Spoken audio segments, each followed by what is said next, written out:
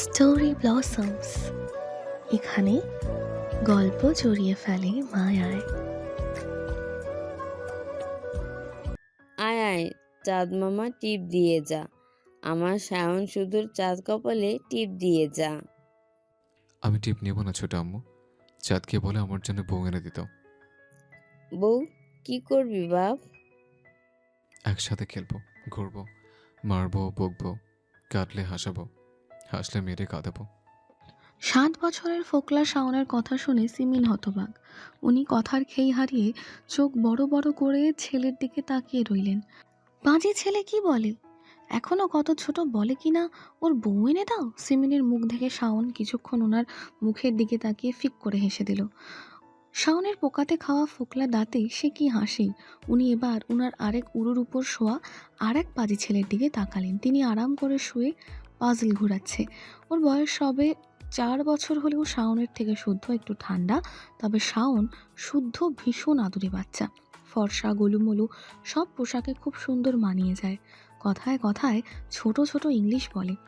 শাওন তখন কথায় কথায় একটা ইংলিশ শব্দ বেশিই বলতো, সেটা হলো জাস্ট ফার্স্টিং। এই ইংলিশ শব্দ নাকি সে শরাফত চৌধুরীকে বলতে শুনেছিল। উনি নাকি ফোনে কাকে বলেছিলেন ইউ ডিসকাস্টিং, সেটা পাশে শুনে সে বানিয়ে দিয়েছে জাস্ট ফাস্টিং। তখন রেগে গেলে বলতো ইউ জাস্ট ফাস্টিং। এ কথা শুনে হাসি পেলেও হাসা যাবে না, কারণ তাতে বড় মহারাজ আরও রেগে যেত। আর শুদ্ধর যা পছন্দ নয় সেটা কখনোই করতো না, বরং জোর করলে চোখ মুখ কুঁচকে শাহাদাত আঙুল নাড়িয়ে বলতো ইনো নো। এদের কথা আর কাজে না হেসেও পারা যায় না। একদিন রাতের কথা, তখন রাত বাজে 2:30, অথচ পাজি দুটোর চোখে ঘুম নেই। যত রাত বাড়ছে তাদের চোখ যেন ফুটছে, তারা খেলবে। খেলনা ছড়িয়ে ছিটিয়ে একাকার। ওদিকে সিতারা চৌধুরী অসুস্থ বিধায় পাশের রুমে উনি শুয়েছিলেন, আর এই পাজি দুটো উনার কাছে এসে উনার কোল দখল করে নিয়েছে। তার গল্প শুনবে। এদিকে সারাদিন কাজকর্ম করেও উনারও চোখে যেন ঘুম ঢেলে পড়েছে, কিন্তু এ দুটোর তো ঘুমানোর নাম নেই। তাই শাওনের পিঠে আস্তে করে থাবা বসিয়ে বললেন, এই পাজি ঘুমাবি কখন? রাত কটা বাজে? ঘুম আসছে না তো, গল্প বলো। ঘুমা বাপ, যত গল্প জানতাম সব শুনিয়েছি তো। বানিয়ে বানিয়ে গল্প বলো। ভাইয়ের কথা শুনে শুদ্ধ তখন শাহাদাত চৌধুরীর আঙুল নাড়িয়ে বলল, নো নো নো, বানিয়ে না, ওইটা বলো। কোনটা? লাজকন্যাকে ড্রাগন এসে তুলে নিয়ে যায় ওইটা।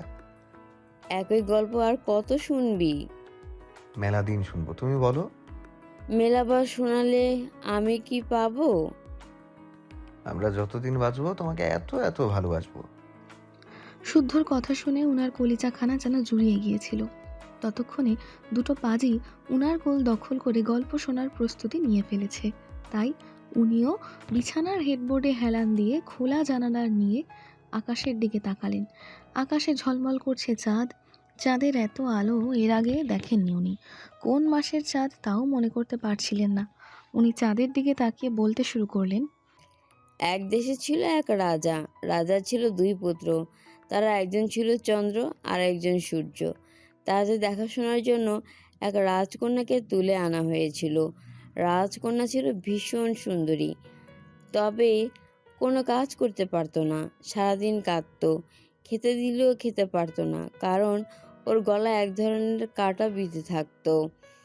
এই কাঁটা জন্মগতভাবে, এবং এর সমাধান কেউ জানতো না।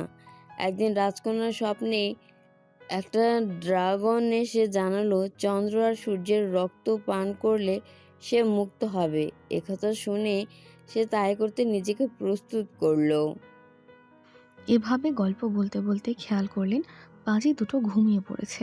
ওদের মাথায় হাত বুলিয়ে কপালে চুমু খেলেন। সেদিনের মতন এখনও আকাশে পূর্ণিমার চাঁদ। মধ্যরাত, উনিও উপস্থিত, শুধু একুল জুড়ে সেই শাওন শুদ্ধের মাথাটা নেই। পছন্দের গল্প শোনার মিষ্টি আবদার নেই। সেসব মনে করে সিমিন হাসলেন, আর হাসতে হাসতে চোখ দিয়ে অঝরে অশ্রু ঝরে গেল, টেরই পেলেন না। গাড়ি চলছে মাঝারি গতিতে। শাহাদাত চৌধুরী সিমিন পাশাপাশি বসে থাকলেও কথা নেই কারো মুখে। শাহাদাত চৌধুরী অভিজ্ঞ হাতে গাড়ির হুইল ঘুরতে ব্যস্ত, আর সিমিন তাকিয়ে রইলেন পূর্ণিমার চাঁদের দিকে। আগের দিন থেকে একা সংসার গোছাতে হবে। দিন শুরু করতে হবে সেনা হাউসে। ধরা বাঁধা নিয়মে নিজেকে অভ্যস্ত করতে হবে। বাড়ি থেকে বেরিয়ে সোজা পার্টি অফিসে এসেছে শাওন। আজম তখন দলের ছেলেপুলেদের সাথে নিয়ে হৈ হৈ করে ক্যারম খেলছিল। বাজি ধরেছে আজকে যে হারবে সেই কাচ্চি খাওয়াবে।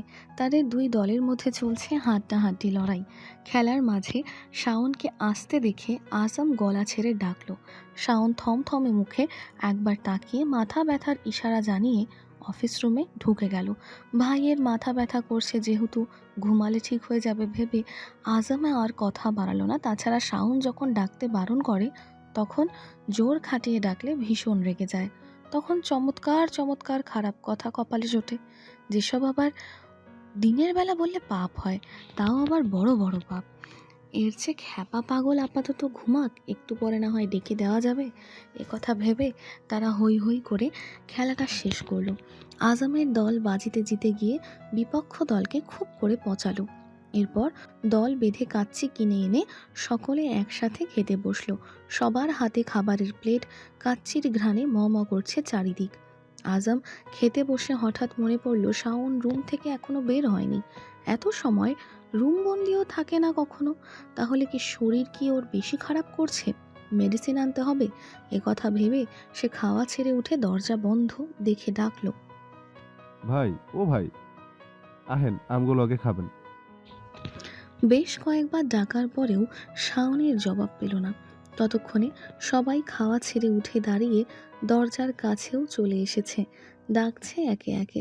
এত ডাকাডাকি শুনে শাওন কপালের উপর থেকে হাত না সরিয়ে বিরক্ত হয়ে দরজার দিকে তাকালো। ভেজা চোখজোড়া না মুছে মলিন স্বরে জবাব দিল। তোরা খা। মিনমিনে সুরে জবাব পেয়ে আজম পুনরায় বলল, আহেন না ভাই, হক গলে মিলে একলগে খাই। ঘুমাবো একটু, 2 ঘন্টা পর ডেকে দিস। এবার করেন কেন?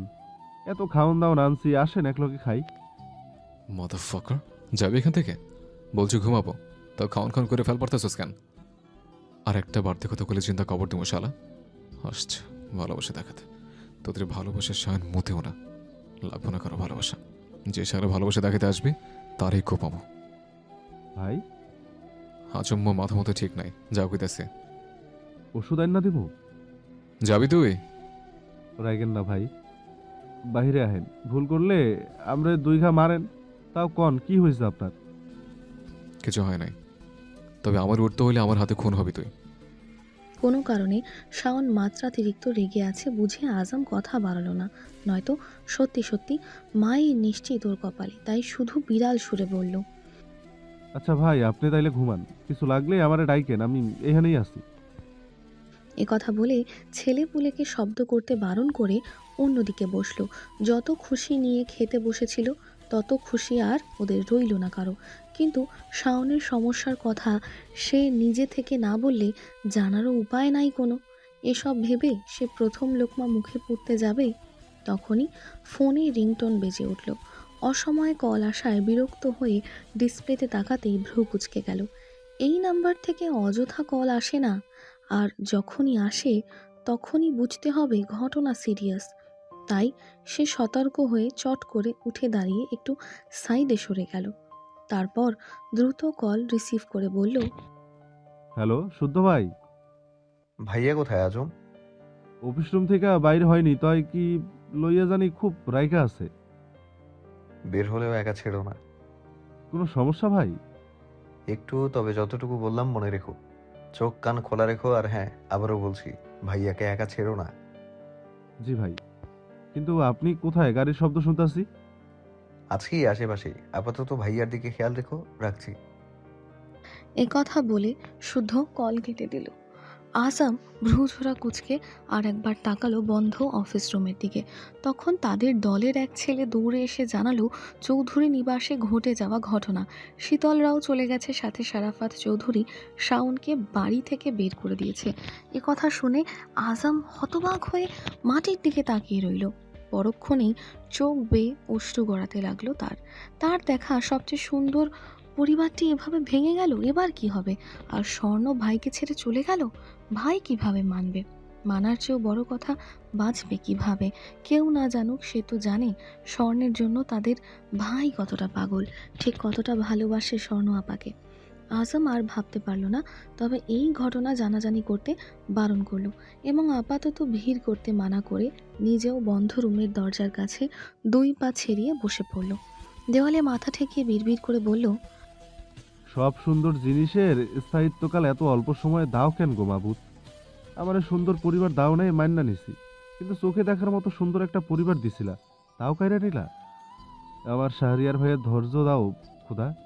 মানুষটা উপরে শক্ত হইলেও ভেতরে যে নরম মাটি। পরিবারটাকে উনি বুক দিয়ে আগলে রাখতো, সেই পরিবার ভাঙ্গা গেছে। ভাইয়া না জানি কত কষ্ট পাইতেছে, আর আমি কিনা কাচ্চি নিয়ে এতক্ষণ পইরা আসছিলাম। এ কথা ভেবে সে 2 হাতে মুখ ঢেকে অঝরে কাঁদতে লাগলো। তার চোখের পানি 2 হাতের ফাঁক গলে পড়তে লাগলো। এভাবে অনেকক্ষণ আসাম সেখানেই বসে রইল। রাত বাড়ছে দেখে দলের অনেক ছেলেপুলেরা বাড়ি চলে গেল। কেউ থাকতে চাইলে আজাম ওদের বারণ করে দিল। এভাবে ঘন্টা 3 পার হওয়ার পর শাওন বেরিয়ে এলো। কঠিন মুখে আজামের দিকে তাকিয়ে বলল, কাঁদছিস কেন? কে মেরেছে তোরে? ভাই, এত কিছু ঘটতে গেছে, আমি তখন কিছু বুঝি নাই ভাই। এখন বুঝছিস? জি ভাই। বুঝে কার বাল ছিঁড়লি? এই কথা শুনে আজাম মাথা নিচু করে নিল। তার 2 চোখ তখনও ভেজা। ওকে কাঁদতে দেখে শাওন কেবল হাসলো। তারপর আজামের কাঁধ জড়িয়ে ধরে সামনে হাঁটতে হাঁটতে বলল, পুরুষ মানুষের এত সহজে হারলে চলে না রে পাগলা। আমাদের বুকটা তৈরি কষ্ট লুফে নেওয়ার জন্য। পুরুষের জন্মেছে, একবার বাপে কষ্ট দিবে, মায়ে কষ্ট দিবে, ভাই বোনরা আঘাত পাচ্ছে না কি খোঁচে মেরে দেখবে। যাকে ভালোবাসি তাকে বাদ রাখাও যাবে না, বুঝলি? এতে পাপ হবে, পাপ। এভাবে হাসতে হাসতে শাওন অনেক কথা বলল। বাঁচালো আজম চোখের পানি লুকাতে লুকাতে শুধু শুনে গেল। অতঃপর তারা হাঁটতে হাঁটতে এক সময় অন্ধকারে মিলিয়ে গেল। কোথায় যে গেল আর খুঁজে পাওয়া গেল না। ইরানের রাজধানী তেহরান, সকাল 10:30।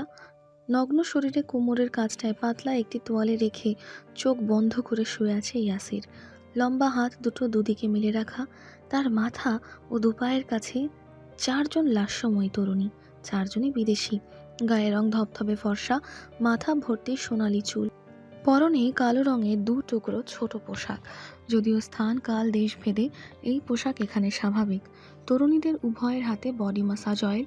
তারা নিজ নিজ ভঙ্গিমায় ইয়াসিরের সারা শরীর মাসাজ করছে। কখনো বা দুষ্টু হেসে ছুঁয়ে দিচ্ছে ইয়াসিরের শরীরের এক এক অংশ।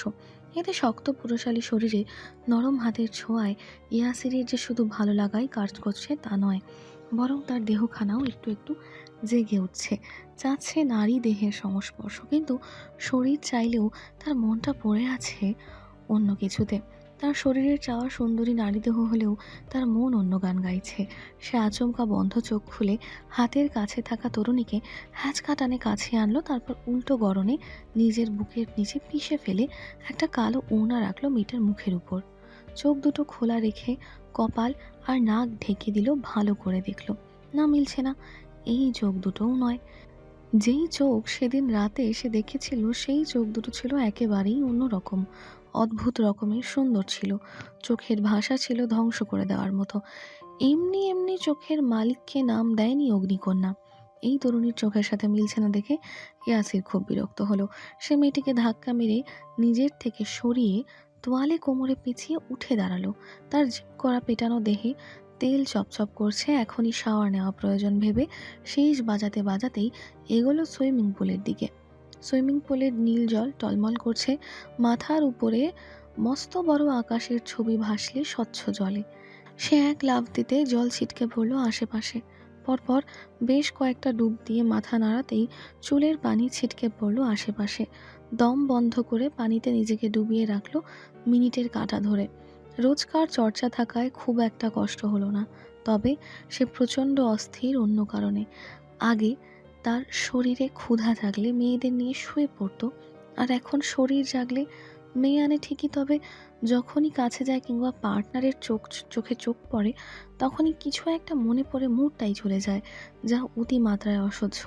কয়েকদিন যাবৎ এসব ঘটছে তার সাথে, মানে হয় এসবের?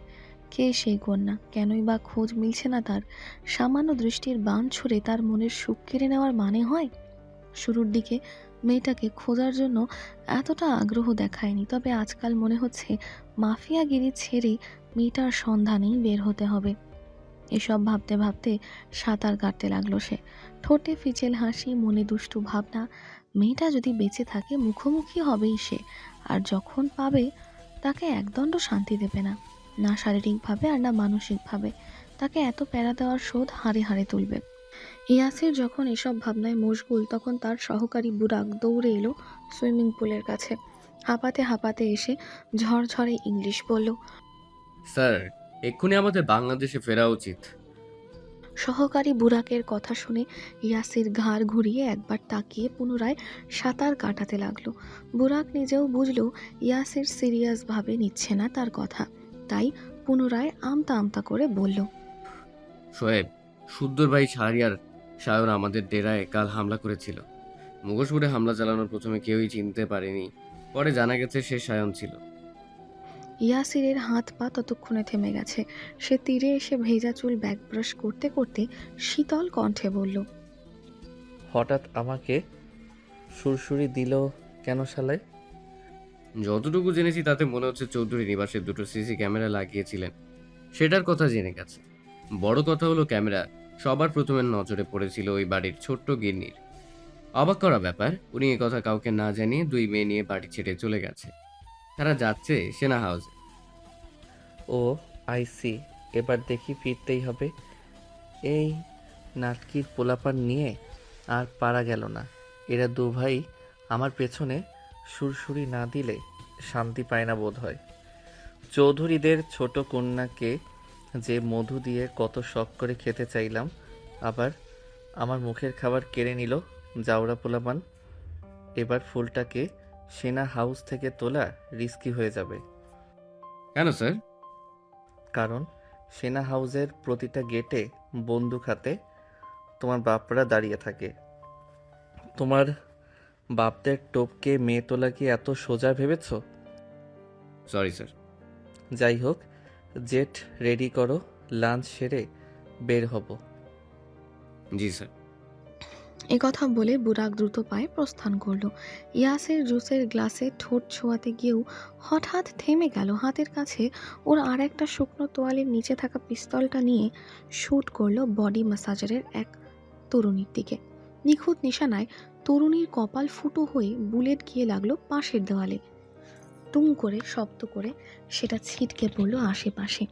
তখনই তারা ছিটকে পড়লো একটি ক্যামেরা, যেটা দিয়ে এতক্ষণ ইয়াসিরের গতিবিধি রেকর্ড হচ্ছিল এবং সেটা বাংলাদেশে কেউ নিখুঁতভাবে দেখছিল এবং নোট করছিল। কিন্তু ধরা পড়ে সাইলেন্সার লাগানো পিস্তলের মাত্র একটা বুলেট মেয়েটির প্রাণ কেড়ে নিল। মেয়েটি খোলা চোখে অদূরে তাড়ানো ইয়াসিরের দিকে তাকিয়ে থাকা অবস্থায় শেষ নিঃশ্বাস ত্যাগ করলো। এদিকে মেয়েটিকে ধরা পড়তে দেখে শুদ্ধ বাংলাদেশে বসে শান্ত চোখে তাকিয়ে শুধু দেখে গেল। পরের দিন সকাল 8:30। শীতল থম মেরে বসে আছে তার রুমের সঙ্গে লাগানো ব্যালকনিতে। চোখ জোড়া অশ্রুতে টইটুম্বুর, নীরব কান্নায় গালজোড়া ভিজে আছে। হাতের উল্টো পিঠ দিয়ে চোখ মুছতে না মুছতে পরক্ষণেই গাল ভিজে একাকার, হেঁচকিয়ে উঠছে ক্ষণে ক্ষণে। গতকাল রাতে গাড়িতে খাওয়ার পর কী যে মরণ ঘুম দিয়েছিল, একবারও সজাগ হয়নি। সারা রাত বেহুশের মতো পড়ে পড়ে ঘুমিয়েছে। সকালে সেনা হাউসে প্রবেশের পর নাকি শুদ্ধ পুনরায় ফিরে গেছে। ইস, মানুষটা সারা রাত কষ্ট করে এলো, অথচ একবার হাসি মুখে বিদায় জানাতেও পারল না। আবার কবে দেখা পাবে ঠিক নেই, তারা কবে ফিরবে তাও জানে না। এতদিন সে কিভাবে থাকবে মানুষটাকে না দেখে? ফোনে দেখে কি মন ভরে, না ছুঁয়ে পারে? এভাবে থাকা যায়? এমন তো না যে চুপি চুপি করে দেখা করতে আসতে পারবে। এসব ভেবে ওর কান্না দ্বিগুণ বাড়ল। স্বর্ণ ফ্রেশ হয়ে কান্নারত বোনের কাছে এসে বলল, ফ্রেশ হয়ে খাবি, চল। শীতল বোনের কথা শুনে অশ্রু টলটল করা চোখে তাকিয়ে বলল, শুদ্ধ ভাই কি যাওয়ার সময় আমাকে ডেকেছিল? না, আমিই ডাকতে বারণ করেছিলাম। কেন বারণ করেছিলি? এখন আমার কষ্ট হচ্ছে না? তোকে বলেছিলাম এত পণ্ডিতি করতে, না জানি কত কষ্ট পেয়ে ফিরে গেছে মানুষটা। বুঝতার মানুষ কষ্ট পাবে কেন শুধু শুধু? কথাটা শীতলের পছন্দ হলো না। সে চেয়ার ছেড়ে উঠে দাঁড়িয়ে বলল, বাবা মায়ের ভালো মেয়ের অভিনয় তো ভালোই করলি আপু। মেয়ে হিসেবে তুই সর্বে সর্বা হলেও না, প্রেমিকা হিসেবে খুব জঘন্য, তাকে জানিস? জানি। তোর কষ্ট হচ্ছে না সায়ন ভাইয়ের জন্য? না। তুই আসলেই পাষাণ। তুই জানিস ভাইয়া তোকে ছাড়া থাকতে পারে না, তবুও কেন এত কষ্ট দিলি ভাইয়াকে? ভাইয়া কত বড় মুখ করে বলল তুই ভাইয়ার হাত কখনো ছাড়বি না, অথচ তুই কিনা সবার আগে ভাইয়ার হাত ছেড়ে দিলি। বাবা মায়ের ভালো মেয়ে হওয়ার লোভ সামলাতে পারলি না। স্বর্ণ বোনের কথা শুনে এক দৃষ্টিতে তাকিয়ে রইল। তারপর হঠাৎ বলল, ধর এখন খবর পেলি তোর শুদ্ধকে কেউ গুলি করেছে কিংবা রাস্তায় পিষে দিয়েছে, কেমন লাগবে তোর? আপু, শীতল এত জোরে চিৎকার করে আপু বলেছে যেন তার গলার রগ ছিঁড়ে যাওয়ার উপক্রম। সে অগ্নি দৃষ্টিতে তাকিয়ে আছে স্বর্ণের দিকে। সামান্য কথাতে বোনকে এভাবে রেগে যেতে দেখে স্বর্ণ শুধু হাসল। তারপর চলে যাওয়ার জন্য পা বাড়াতেই শীতল বজ্রকঠিন স্বরে বলল, সামনে পরিস্থিতি কেমন হবে তা জানি না, তবে আমি শীতল ওয়াদা করে বলছি, শুদ্ধ ভাই যদি কখনো আমার দিকে হাত বাড়িয়ে ডাকে আমি তাকে ফিরিয়ে দেব না। আমার কাছে একদিকে তোরা, আরেকদিকে আমার শুদ্ধ ভাই। আমি তোর মতো করে আমার প্রিয় মানুষের বুকে ছুরি চালিয়ে ভালো মেয়ে হতে পারবো না। বাবা মায়ের ভালো মেয়ে হতে গিয়ে তার ভালোবাসার দিকে আঙুল উঠাতে পারবো না। আর এই মুহূর্তে যা উচ্চারণ করলি ভুলেও আর করিস না আপু, তাহলে আমি ভুলে যাব যে তুই আমার আপন বড় বোন। যে মানুষটা বর্তমানে আমার মোনাজাতে স্থায়ীভাবে জায়গা দখল করেছে, তার মৃত্যুর কথা কল্পনা করতেও পারি না আমি। মৃত্যুর কথা বললেই কেউ মরে যায় না বোন। না মরুক, তবুও তুই বলবি না। আমার শুদ্ধ ভাই, আমার সায়ন ভাইকে নিয়ে তুই কথা বলবি না। তোর থেকে আমি আর একটা কথাও শুনতে চাই না। তুই সেলফিশ, তুই খারাপ, খুব খারাপ। এ কথা বলে শীতল কাঁদতে কাঁদতে রুমে চলে গেল। বোনের যাওয়ার দিকে তাকিয়ে স্বর্ণ কেবল হাসল। ওদের বাবা আর্মিতে কর্মরত হলেও কখনো সেনাবাহিনীতে আসেনি। ফোনে যতটুকু দেখেছে সেইটুকু, তবে এখন সচক্ষে ভেতরের পরিবেশ দেখে মন প্রাণ জুড়িয়ে যাচ্ছে। চারপাশটা ছিমছাম পরিষ্কার পরিচ্ছন্ন। এখানে নারকেল গাছের সংখ্যা একটু বেশি মনে হচ্ছে। স্বর্ণের এসব জায়গা খুব বেশি পছন্দ। সে একা একা দাঁড়িয়ে কিছুক্ষণ আশেপাশে দেখে আকাশের দিকে তাকালো। তারপর আকাশের বুকে উড়ে যাওয়া একটা পাখির দিকে তাকিয়ে বিড়বিড় করে বলল, পৃথিবীতে হাজারটা মিথ্যে কথার মাঝে একটা মিথ্যে হলো তোমাকে ছাড়া আমি বাঁচব না। আসলে কেউ কারোর জন্য মরে না, মরণ এতটাও সোজা না। তুমিও ভাবতে তোমার স্বর্ণ কোমলকে ছাড়া বাঁচবে না, শ্বাস আটকে মারা যাবে। কিছুদিন যাক, দেখবে তুমি আমাকে ছাড়াই থাকতে অভ্যস্ত হয়ে গেছো। ভালো থেকো প্রিয়, আমাকে ছাড়াই ভালো থাকতে শিখো।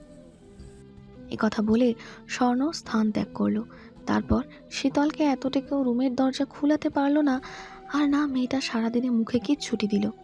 শাহাদাত চৌধুরীও ব্যর্থ হয়ে মলিন মুখে চলে গেলেন।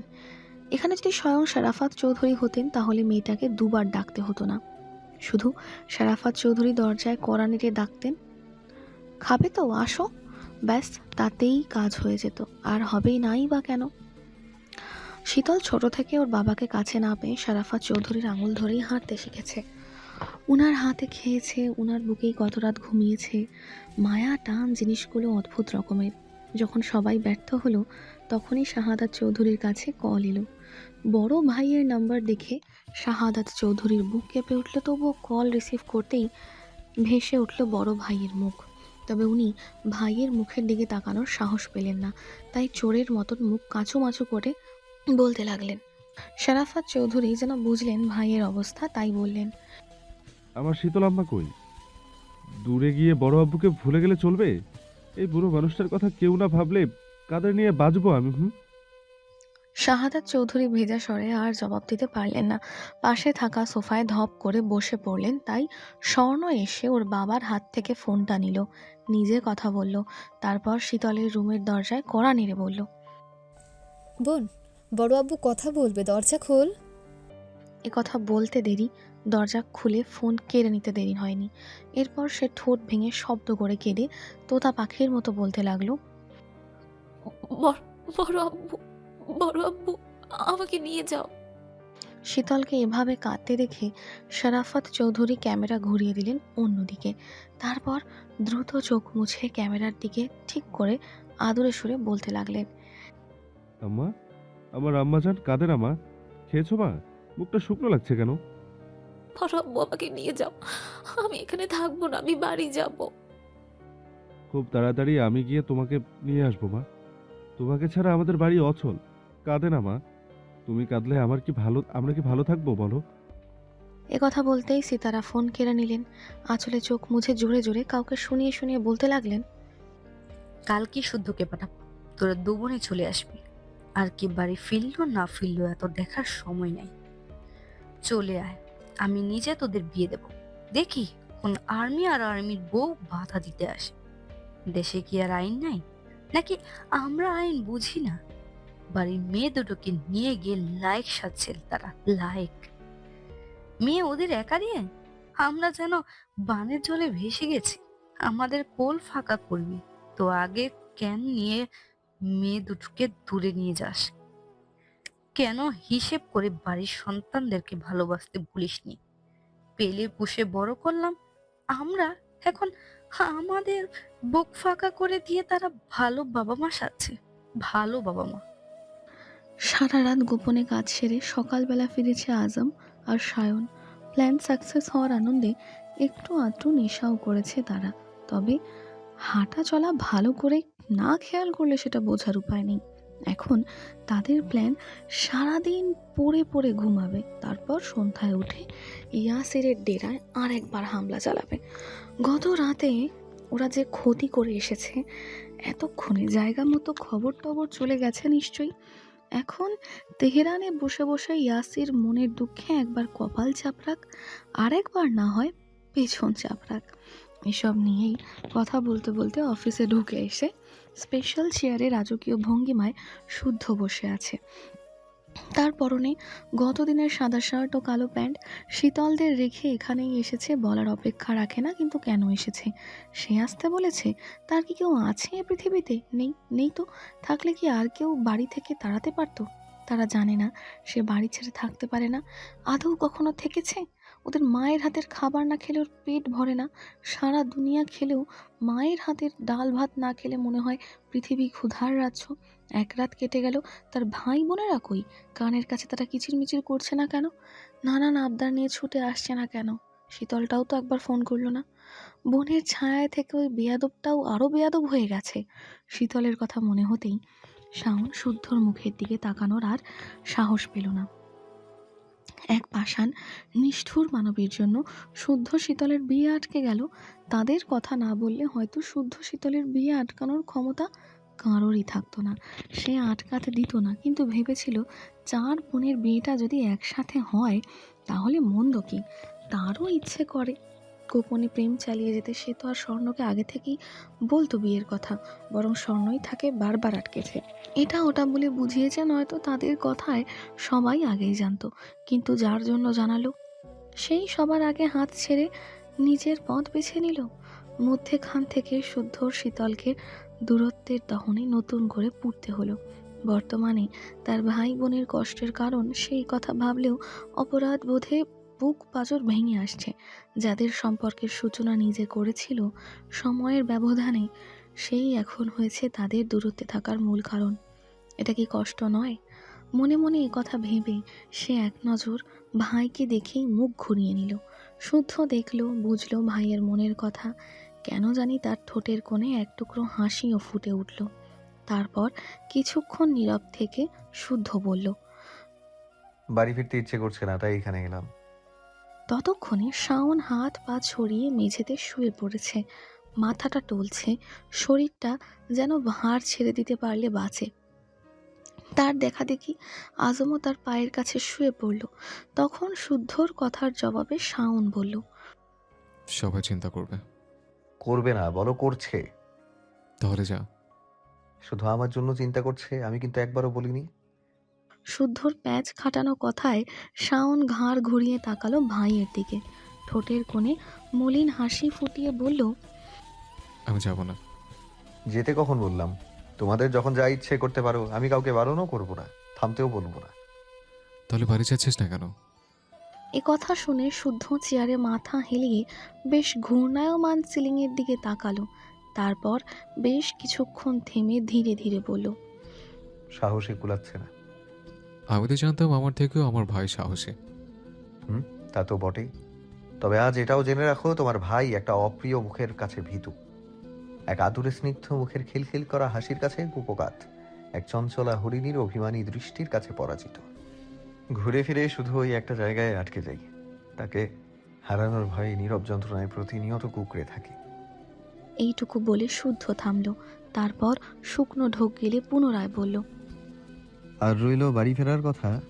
আসলে বাড়ি ফিরতে ইচ্ছে করছে না, কারণ বাড়ি গেলে আজ আর কেউ দরজায় দাঁড়িয়ে ইঁদুরের মতো মাথা বের করে উকি মেরে বলবে না, তা শুদ্ধ ভাই রাজ্য জয় করে ফিরলেন বুঝি। নতুবা তার বড় আব্বুকে নালিশ করার ভয় দেখাবে না। ক্ষণেই মিষ্টি করে হেসে নালিশ থেকে বাঁচার জন্য ঘুষ চেয়েও বসবে না। খেতে বসলে হুড়মুড় করে পাশের চেয়ারটা দখল করবে না। টেবিল ভর্তি খাবার থাকলেও তার দৃষ্টি আমার প্লেটের দিক থেকে সরে না।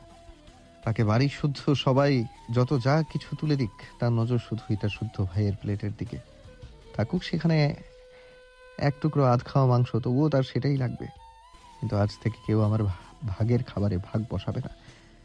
যখন আমার খাবারে হামলা করতে সাকসেস হতো, তখন মনের আনন্দে সে পা নাচাতো।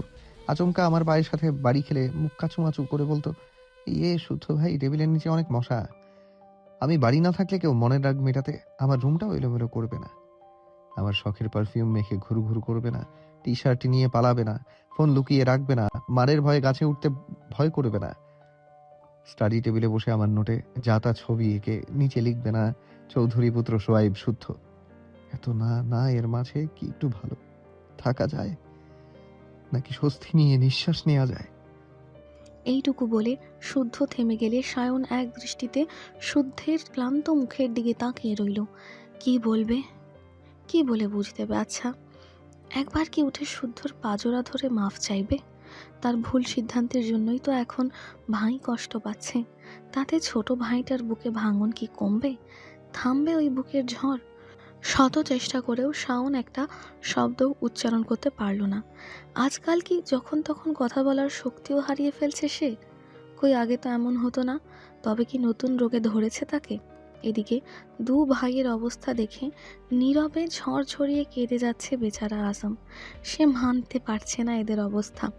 ভালোবাসা দুটো মানুষকে ভেঙে চুরে শেষ করে দিচ্ছে। ভালোবাসার এত শক্তি কি বা আছে ওই ভালোবাসায়? বেশ কিছুক্ষণ নীরবতায় কেটে গেল। কেউ টু শব্দও করলো না। তবে শুদ্ধ হঠাৎ উঠে দাঁড়িয়ে শাওনকে বলল, ভাইয়া চলো। ভেজা কণ্ঠে শাওন জবাব দিল, আমি যাবো না ভাই, তুই ফিরে যা। ফ্ল্যাট নিয়েছি, তুমি আর আজও আজ থেকে সেখানেই থাকবে। রাত বেরাতে এখানে থাকাটা রিস্কি হয়ে যাবে। তাছাড়া আম্মুরা যখন তখন এখানে আসতে পারবে না। ফ্ল্যাটে থাকলে তারাও আসতে পারবে। সাম্য সৃজন কি তোমাকে না জ্বালিয়ে বাড়িতেই বসে থাকবে? রাস্তা পার করে এখানে আসতে আবার অ্যাক্সিডেন্ট ঘটাবে। মূল কথা হলো, তোমার বোন আমার কথা বলার শক্তিটুকু কেড়ে নিয়ে গেছে। আমি এই মুহূর্তে দুটো কথা বলার শক্তিও পাচ্ছি না। আমি আপাতত নতুন ফ্ল্যাটে যাচ্ছি, তুমিও চলে এসো। আর হ্যাঁ, গতকাল থেকে না খাওয়া, ক্ষুধাও লেগেছে। আসার সময় খাবার নিয়ে এসো। খেয়ে না হয় না হওয়া বউকে নিয়ে শোক পালন করব। ছটফটে গলায় কথা বলে বিল্ডিংয়ের নাম, ফ্ল্যাট নাম্বার বলে একটা চাবি ছুঁড়ে দিয়েই শুদ্ধ বেরিয়ে এলো। সে জানে তার ক্ষুধার কথা শুনলে তার ভাই না এসে থাকতেই পারবে না। শুদ্ধ দ্রুত পায়ে রাস্তা পার হয়ে পকেট থেকে ফোন বের করে দেখল শীতলের কোনো কল বা মেসেজ এসেছে কিনা। হ্যাঁ, যা ভেবেছিল তাই। মোট 13টা কল, 7টা মেসেজ এসে জমা হয়েছে। ফোন সাইলেন্ট করেছিল, মনেই ছিল না। হঠাৎ মনে হতেই বেরিয়ে এসেছে। এবং তার ভাবনা সঠিক দেখে মুখে এবার হাসি ফুটল, বিশেষ করে ডিসপ্লের উপরে ভাসতে থাকা মেসেজটি দেখে। কেউ কি আমাকে একটুও মিস করছে না? কথা বলছে না কেন তার ব্যাঙাচির সাথে? এদিকে শুদ্ধ বেরিয়ে যেতে সায়নু হুড়মুড় করে উঠে বসল। বাপায়ের কাছে শুয়ে থাকা আজমকে লাথি মেরে উঠিয়ে বলল, এই শালা, শুনলি না? আমার ভাইয়ের ক্ষুধা পেয়েছে, চল খাবার নিয়ে যেতে হবে। আর আমি শোকে মরছি কেন? এক শাশুড়ি মেয়ে রিজেক্ট করেছে, তাতে কি? কত শাশুড়ি মেয়ে আছে না? শান কি ফেলনা রে? ফেলনা না। এ কথা বলে পার্টির অফিসের দরজায় তালা ঝুলিয়ে বের হতেই দেখল রাস্তার ওপারে শুদ্ধ দাঁড়িয়ে আছে, ফোনে কারোর সাথে কথা বলছে। সে এগিয়ে গিয়ে আচমকা রাস্তার মধ্যেই শুদ্ধকে জড়িয়ে ধরল। শুদ্ধ ভ্রু কুঁচকে কল কেটে বলল, আমি স্বর্ণ না, শুদ্ধ। ভাইয়ের কথা শুনে শাওন ফিক করে হেসে ফেলল। তারপর ভাইকে ছেড়ে দিয়ে বলল, তোর বোন নেই তাতে কি, তোকে দিয়ে কাজ চালাবো। ভাইয়ের কথা শুনে শুদ্ধ এমনভাবে নাক মুখ কুঁচকে দুপা পিছিয়ে গেল যে শাওন আর আজম হো হো করে হেসে উঠল। তারপর তিনজনই গেল নতুন ফ্ল্যাটের দিকে। যাওয়ার পথে কিনল পছন্দসই খাবার। তাদের হাসি মুখে দেখে চায়ের দোকানের ভেতরে বসে থাকা সাফওয়ান চৌধুরী শুধু চেয়ে চেয়ে দেখলেন আর মনে মনে দোয়া করলেন পৃথিবী উল্টে যাক, ভাইয়ে ভাইয়ে সম্পর্ক টিকে থাক।